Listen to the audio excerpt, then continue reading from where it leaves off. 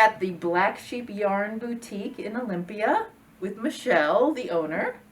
And we're going to talk about this shop. Great. Okay? Now, we're okay taking off our masks. Yes. We've got our Yes. 6 feet distance. Yes. We're both immunized. Great. So we're safe, and then you'll be able to hear us a little better. Yeah.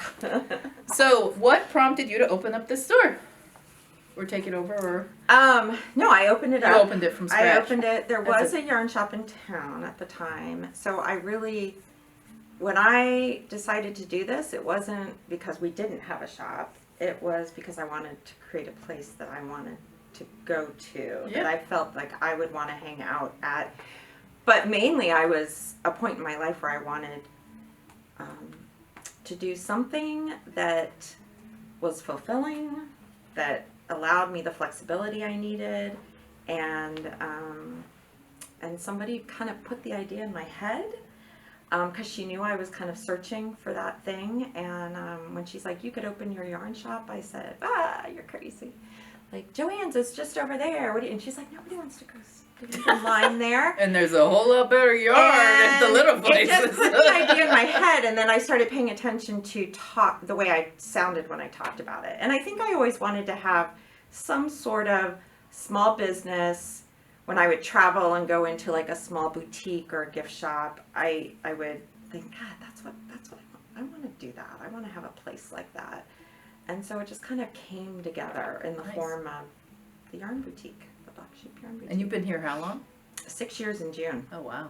Yeah, that's good. Yeah. Good. We've weathered.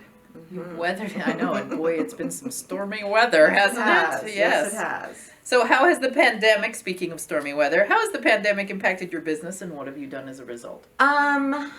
So, I had a website at the time that we closed, but it was not a full functioning e-commerce site. It was pretty spotty. So initially, what it did is it allowed people to come on, buy some things that I put together. I still had people email me, call me. I just forwarded all my phones to home. And so I would come into the shop and just fill orders and deliver them. I drive them, drop them off on doorsteps, whatever I need to do. DoorDash. I was. And I was mostly worried about closing from the perspective of what if somebody needs something. Yeah. And I didn't want to be closed and they needed something. Yeah. It had nothing to do with keeping the business alive. It was all about like the people, making sure that taking my care of the community people. had what they need. Yeah. And then fortunately was able to get some grant money to build an entirely new website. Oh, wow. Through our local economic development council. So last fall, I had a web designer get most of my inventory online and That's up awesome. and running. And so that, the pandemic kind of forced that to happen, and so that was great. Yeah. So we've done good. I mean, we're still riding it up and down, but having to have events like the slow crawl is huge. We just had a local yarn crawl that was great, bringing people in. We finally did a trunk show in April, and it was just like people just came in because they wanted to support us. They, they were looking for reasons to get out, which was great. And and anyone who comes in who hasn't been here in a while, they're just so excited to come in person and see everything in person and just be in the environment. And that's, so we're excited to do stuff that brings them in. Yeah, that's wonderful. All right, so what can we get here at your store that we really can't get anywhere else? Well, one of the things that I really am happy that I can do is I do consignment with some local indie dyers. So I have yarn that they carry, or that I'm carrying, some of it you might be able to get at another store somewhere, or they might have online, but they started here. And it's been really nice. I have some gals from Aberdeen. I have a shop, Georgetown Creek, which is in Olympia. She's a dye studio that now has her own shop, but since I've been open, I've always carried some of her yarn. So we collaborate together. Yeah. I also have another local dyer in Olympia. I carry a stock of her yarn. A woman who has alpacas, I have her yarn.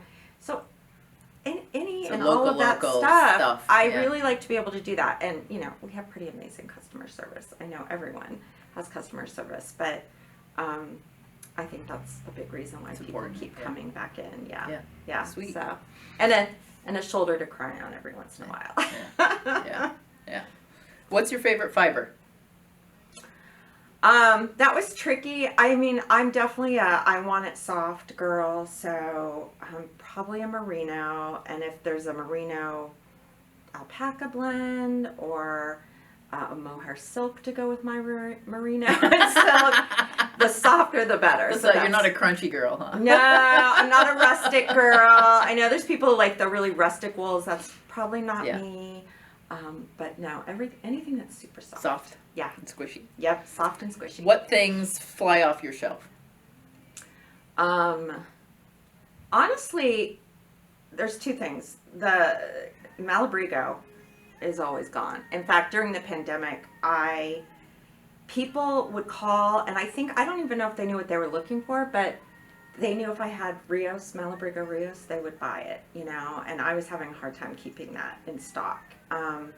But also, I sell a lot of my indie dyed yarn. I mean, the really bright colored, speckled, fun, fingering weight stuff that, people can't find, it's like we have one skein of it. Those fly. The individual stuff. Yeah. Yeah. So. What's your favorite book?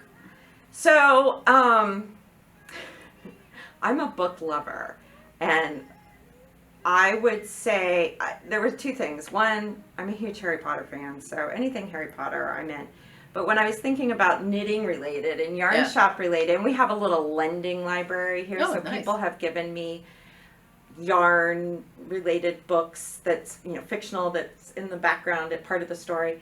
And one of my very, very favorite knitting books is called Casting Off. And if you haven't read it and you think you ever want to go to Ireland sometimes, it's set on a somewhat fictional Aran Island. Oh. And it's all about I thought I've read all of them, and I haven't read that one. Casting Off, and it's about a woman who is kind of researching the different the different motifs and techniques used in the Ganses and the Fisherman War. And it's a good fictional story incorporating some of the lore around that, I guess you would say. Yeah, I've read it at least 2 or 3 times. So, Oh, wow. Yeah, good book. And I have a couple copies of it. Oh, you have a couple copies I of do. it. It's funny. Someone gave me a copy, and yeah, we loan them out. We ask people to just bring them back. Bring or them back. Donate something else. Yeah. Nice. All right, what's your favorite gadget? I tried to think of something really fancy schmancy, but my favorite gadget is the handy tool. The Bates handy tool. Oh, the fixed one with the The pointy fix end and it the with the hooky end? pointy end and the hooky end. And I have, this is my, I can't leave home without it. Yeah. I like it because I can see through it. This is one of my indie people makes these. So I can see what's in it, but every time I have to have that The handy tool gold has or to be whatever in there. color I have.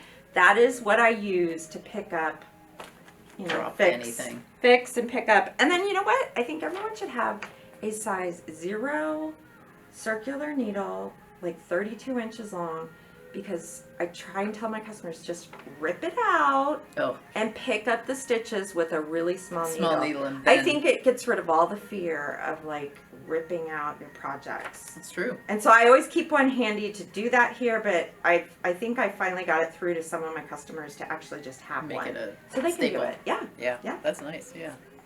All right. Talk about your yarn crawl patterns. Okay.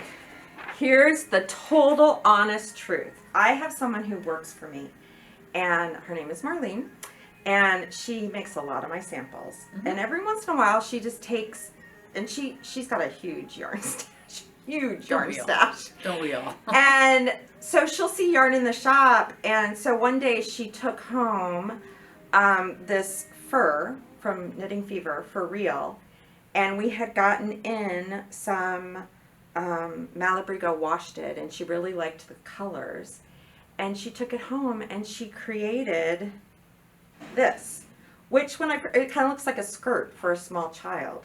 Oh, I didn't even think about it for that. Yeah, I mean, it's kind of cute, but it was just a basic cowl where she trimmed it with the fur and increased it, and when you wear it and you put it on, it lays like really nice over your shoulders, just like a cowl cozy. No, yeah. And nice so we neckline. had it on display for a very short amount of time last fall where she did this, and I was like, oh, let's put that out there, let's sell the fur. Okay.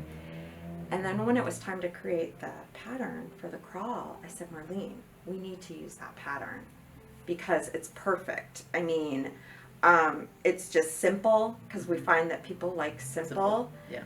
And it's fun because there's all different. This has a colorful fur, and this one has more of a, just a traditional looking fur. Yeah.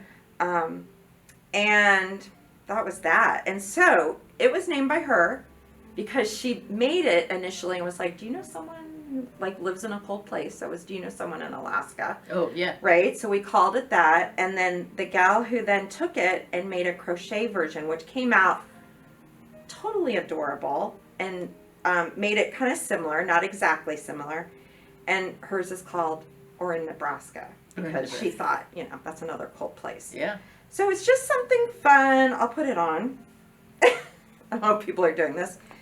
Especially the crochet one, I think the shortness of it just lays nice. You could wear it under a coat, or just over a simple plain over a shirt. coat or a sweater or something. Yeah. And the photos came out fantastic, by the way. Good. So I'm excited. And there's maybe a couple people who saw it last fall, but they don't know that we've done this. It's really, I know, but they're going to be surprised because we have a couple, we have different colors.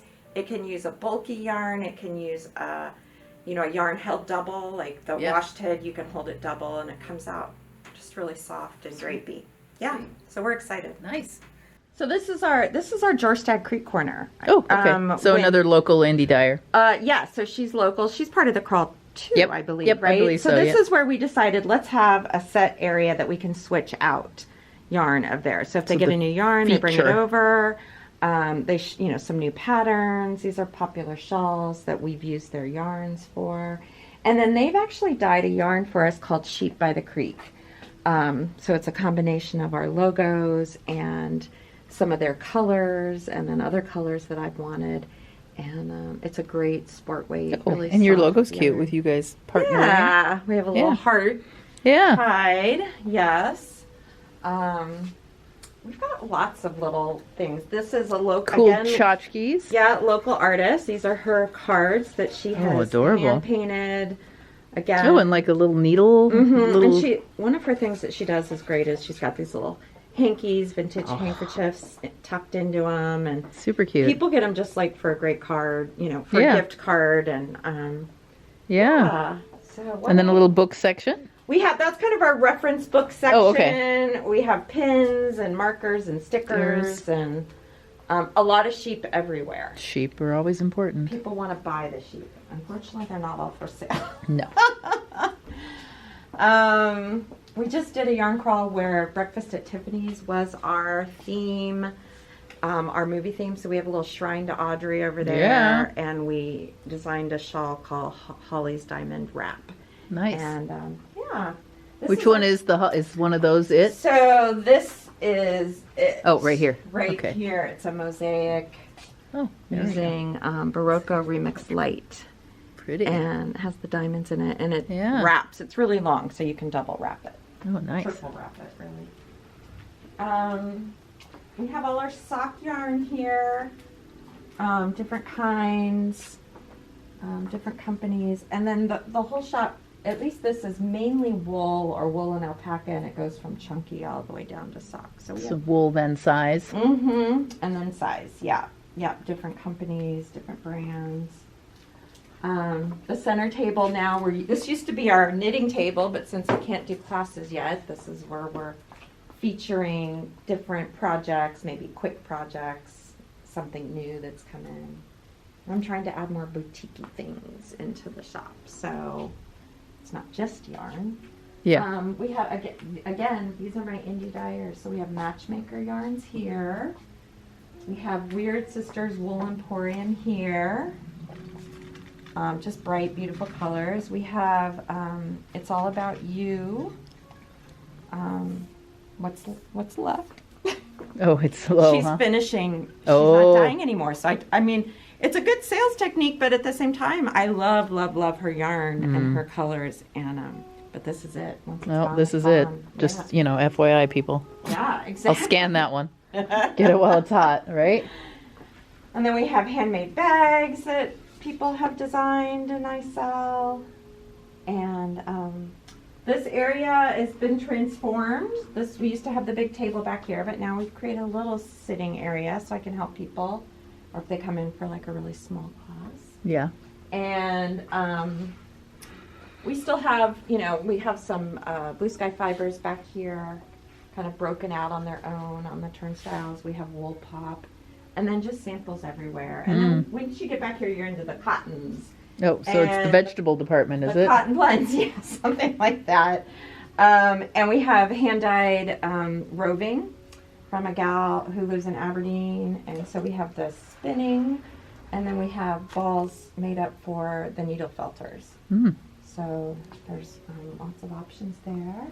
More cotton, and then back here is our acrylic and our acrylic blends. So For the workaday grandkid knitting. yeah, this is definitely. And I try to tell people we carry the Uptown worsted from Universal. It's nice. It's an amazingly soft acrylic. Yeah. It works really And wears nice. well.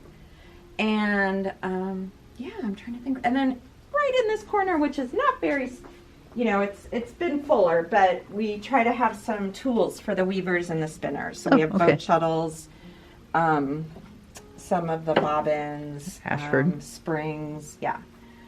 We can order Ashford and Shacked, and we have a couple looms too in stock. So Okay. the rigid heddle kind. Yeah.